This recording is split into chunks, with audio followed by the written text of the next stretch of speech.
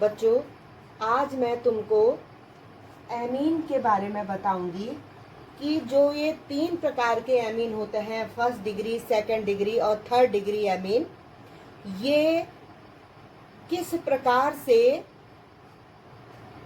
इनमें हम किस प्रकार से अंतर कर पाते हैं। तो यहाँ पर सबसे पहले मैं बताऊंगी कि जो तीनों प्रकार के एमीन्स होते हैं, first degree, second degree, third degree amine, इनको हम 3 प्रकार से इनमें विभेद कर सकते हैं। और एक प्रकार और है नाइट्रस अम्ल से अभिक्रिया, वो चौथा प्रकार है। तो 3 प्रकार मैं आपको पहले बताऊंगी, फिर एक प्रकार आपको और बताऊंगी। तो जो पहला है वो है विलेयता परीक्षण। तो जो एमीन होते हैं ज़्यादातर भास्मिक प्रकृति के होते हैं। तो भास्मिक प्रकृति के होने के कारण ये खनिज अम्लों जैसे HCl आदि में ये विलेय होता है। तो इसलिए गुणात्मक विश्लेषण में इनकी पहचान कैसे की जाती है, आसानी से की जा सकती है। तो ये विलेयता जो पहला इनका परीक्षण है, first degree, second degree, third degree, वो है विलेयता परीक्षण। जो पहला परीक्षण हम 1, 2, 3 डिग्री के एमीन में करते हैं वो है विलेयता परीक्षण। गुणात्मक विश्लेषण में इनको बहुत अच्छी तरह से हम पहचान सकते हैं। दूसरा जो परीक्षण है बहुत इम्पोर्टेंट है, कार्बिल एमीन परीक्षण। कार्बिल एमीन परीक्षण, यह परीक्षण अक्सर ये मुख्य रूप से ये पूछा जाता है, इसको फिल इन द ब्लैंक्स के रूप में भी पूछते हैं और इसको अभिक्रिया के रूप में भी पूछते हैं।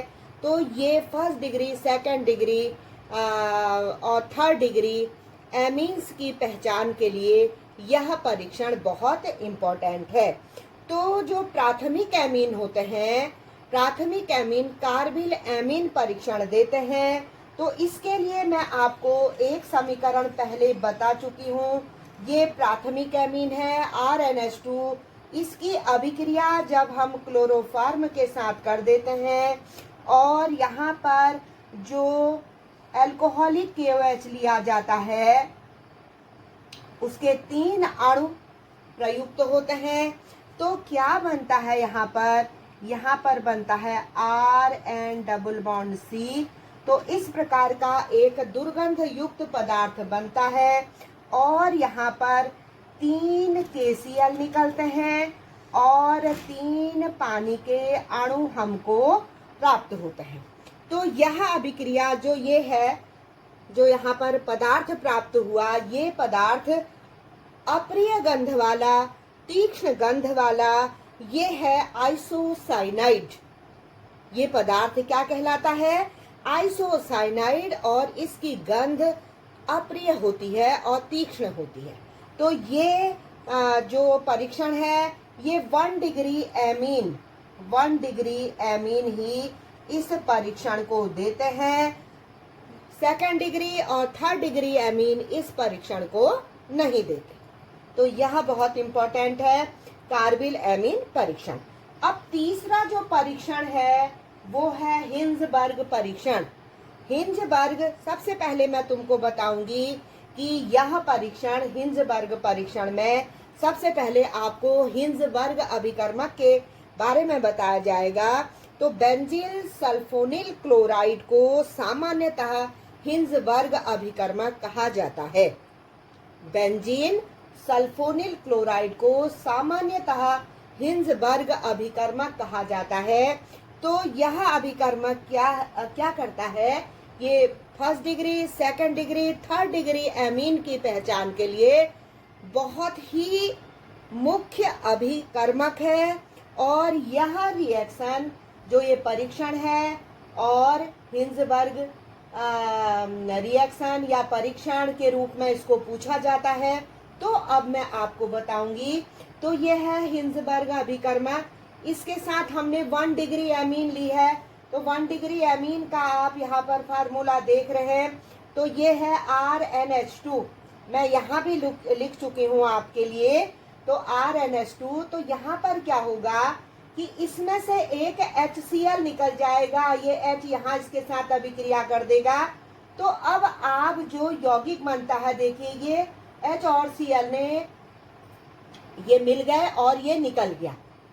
तो यहाँ पर ये पदार्थ बना जो बेंजीन रिंग के साथ SO2NHR। बाकी ये जो है आप ये HCl को आप हटा दीजिए इतने को, और बाकी जो आपको यौगिक प्राप्त होता है वो आप लिख देंगे। अब इसके बाद क्या होगा कि ये KOH के साथ फिर इसकी अभिक्रिया कराएंगे। KOH के साथ अभिक्रिया कराने पर पानी निकलेगा, एक अणु पानी निकलेगा, और यहाँ पर K यहाँ पर क्या होगा, यहाँ पर ये K जो है ये यहाँ पर जुड़ जाएगा। जो ये K है यहाँ पर क्या होगा, पोटेशियम आयन ये जुड़ जाएगा और H2O इसमें से निकल जाएगा। ये KOH है, OH यहाँ से और एक H यहाँ से, तो ये H2O बन गया, ये निकल गया। बाकी का जो यौगिक बना इस प्रकार का बना बेंजीन रिंग में SO2N के पॉजिटिव आयन R। तो अब इसके बाद फिर इसको HCl से अभिक्रिया कराएंगे, तो क्या होगा, HCl में जो ये Cl है तो ये क्या होगा, K के साथ रिएक्शन कर जाएगा, KCl निकल जाएगा, और आपके पास जो यौगिक मिलेगा आपको SO2NHR करके ये हमें प्राप्त होगा, जो N एल्किल बेंजीन सल्फोनेमाइड है, और यह इनसॉल्युबल इन HCl, ये HCl में अविलेय है। ये जो है ये पदार्थ N एल्किल बेंजीन सल्फोनामाइड ये HCl में अविलेय है। तो बहुत सरल रिएक्शन है, आप बार बार इसे लिखेंगे तो आपको ये याद हो जाएगी। अब इसके बाद मैं फिर बता रही हूँ कि जो सेकंड डिग्री एमीन है, ये सेकंड डिग्री एमीन है, तो आप इसका फार्मूला देख रहे हैं यहाँ पर।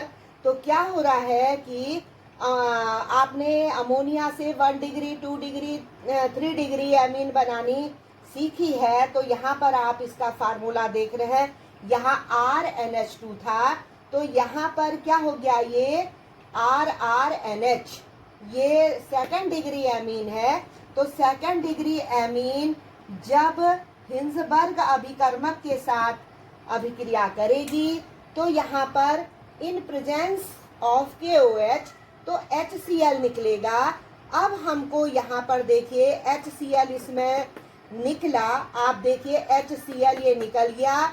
तो आप इसके बाद इतना आप HCl रिमूव कर दीजिए, ये HCl इसमें से निकल गया, तो आपके पास बेंजीन रिंग में SO2 और NRR इस प्रकार का यौगिक N डाइएल्किल बेंजीन सल्फोनामाइड प्राप्त हुआ।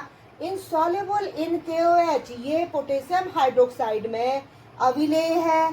फिर हम इसकी अभिक्रिया HCl के साथ कराएंगे तो कोई परिवर्तन नहीं होगा। तो सेकंड डिग्री एमीन के लिए हम हिंजबर्ग अभिकर्मक को सेकंड डिग्री एमीन के साथ अभिक्रिया कराएंगे in presence of potassium hydroxide, तो HCl निकल जाएगा और जो यौगिक ये जुड़ जाएगा, HCl निकल करके एमीन और ये जो है इतना जो है बेंजीन का SO2 ये जुड़ जाएगा और N dialkyl benzene sulphonamide insoluble in KOH, फिर HCl के साथ अभिक्रिया कराएंगे, नो चेंज, कोई परिवर्तन नहीं होगा। अब इसके बाद तीसरा है जो थर्ड डिग्री एमीन है, आप यहाँ पर देख रहे हैं ये थर्ड डिग्री एमीन है। आपने अमोनिया में से अब क्या किया, तीनों हाइड्रोजन को एल्किल समूह के द्वारा प्रतिस्थापित कर दिया, तो थर्ड डिग्री एमीन हमको प्राप्त हुई। ये हिंजबर्ग अभिकर्मक है, थर्ड डिग्री एमीन KOH के साथ अभिक्रिया कर रहा है, नो रिएक्शन। तो third degree amine remain insoluble in KOH, ये KOH में ये नहीं घुलता, अविलेय है, उसके बाद हम इसको HCl मिलाएंगे तो HCl मिलाने से R3NHCl एक ये योगात्मक यौगिक हमको प्राप्त होगा जिसका नाम है ट्राई एल्किल अमोनियम क्लोराइड। तो सॉल्युबल इन HCl। तो ये जो मैंने first degree amine, second degree amine, third degree amine के साथ हिंजबर्ग अभिकर्मक की अभिक्रिया आपको बताई, वो बहुत सिंपल है, बहुत सरल है। और एक तरह से इसमें हम देखेंगे कि अगर कोई कंपाउंड हट रहा है, प्रतिस्थापित हो रहा है, तो बाकी जुड़ जा रहा है। तो बहुत सरल है। आप लिखिए, 2 बार लिखिए, अनेक बार लिखिए तो आपको ये याद हो जाएगा। अब इसके बाद बच्चों ये मैंने तुमको ये परीक्षण बता दिए हैं। तो अगर मैं संक्षेप में बताऊं तो संक्षेप में क्या है, 1 डिग्री अमीन, ये 1 डिग्री अमीन है। 1 डिग्री अमीन को अगर हम C6H5SO2Cl के साथ अगर हम रिएक्शन कराते हैं इन प्रेजेंस ऑफ KOH, और तो क्लियर सॉल्यूशन प्राप्त होता है हमको। और उसके बाद ये क्लियर सॉल्यूशन प्राप्त होगा यहाँ पर, और HCl की उपस्थिति में ये एक ऐसा सब्सटेंस देगा जो कि इनसॉल्युबल होगा, जो कि अविलेय होगा, इनसॉल्युबल इन HCl। इसको आप संक्षेप में ऐसे भी कर सकते हैं। अब 2 डिग्री अमीन को आप क्या करेंगे, इसको हिंजबर्ग अभिकर्मक के साथ इसको in presence of KOH react कराएंगे तो आपके पास एक इनसॉल्युबल सब्सटेंस आपको प्राप्त होगा जो कि HCl में अगर HCl के साथ मिलता है तो नो चेंज, कोई चेंज नहीं देता, कोई परिवर्तन नहीं देता। अब आप 3rd डिग्री में चले जाइए।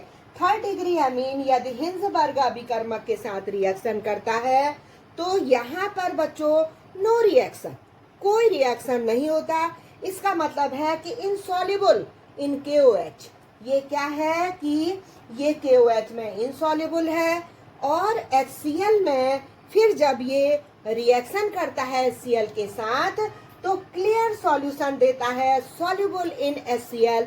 इसका मतलब है कि यहाँ पर क्लियर सॉल्यूशन प्राप्त होगा। तो पहले मैं बता देती हूँ, 1 डिग्री अमीन लास्ट में HCl के साथ इनसॉल्युबल सब्सटेंस देता है।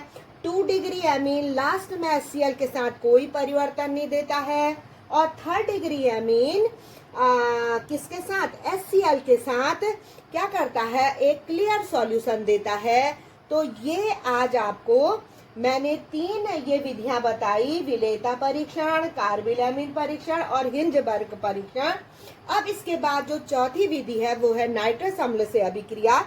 तो प्राथमिक अमीन नाइट्रस अम्ल से क्रिया करके नाइट्रोजन गैस के उत्सर्जन के साथ अल्कोहल देते हैं। जो फर्स्ट डिग्री अमीन होते हैं वो क्या करते हैं कि नाइट्रस अम्ल HNO2 से क्रिया करके ये क्या देते हैं, ये देते हैं आपको नाइट्रोजन गैस के उत्सर्जन के साथ ये अल्कोहल का निर्माण करते हैं। और 2nd डिग्री अमीन क्या करते हैं, ये क्या करते हैं, नाइट्रस अम्ल से अभिक्रिया करके नाइट्रोसोमीन नाम का पदार्थ यौगिक देते हैं जो तैलीय परत के रूप में अलग हो जाता है, और नाइट्रोसोमीन की उपस्थिति में लिबरमैन नाइट्रोसो परीक्षण निश्चित माना जाता है। अब इसके बाद 3rd डिग्री अमीन है। तो 3rd डिग्री अमीन नाइट्रस अम्ल से क्रिया करके विलेय ट्राई एल्किल अमोनियम नाइट्राइट लवण का निर्माण करता है जो गर्म किए जाने पर नाइट्रोसोमीन और अल्कोहल देता है। तो ये आपके नाइट्रस अम्ल के साथ अभिक्रिया मैंने बता दी। अब इसके बाद बच्चों होने को और भी हैं, लेकिन आपके कोर्स में जो मुख्य रूप से हैं वो हैं ये जो कार्बिल अमीन परीक्षण और हिंजबर्ग परीक्षण। अब आप इन परीक्षण को अच्छी तरह से याद कर लेंगे। Thank you.